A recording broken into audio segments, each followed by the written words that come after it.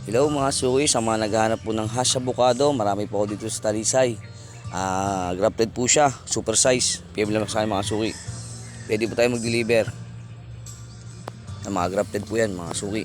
Yan po, grafted po yan. Hash po yan. Ito iba po ang dahon, patilos. Sa mga naghahanap po ng hash avocado, PM lang po kayo sa akin. Super size po.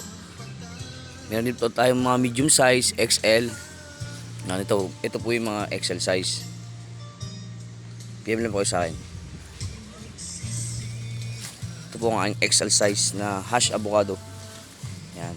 Grafted na rin po yan mga suki.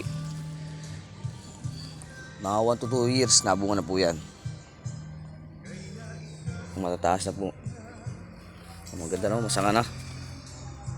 Sa mga nais po ng fruit bearing tree ngayon tag-ulan.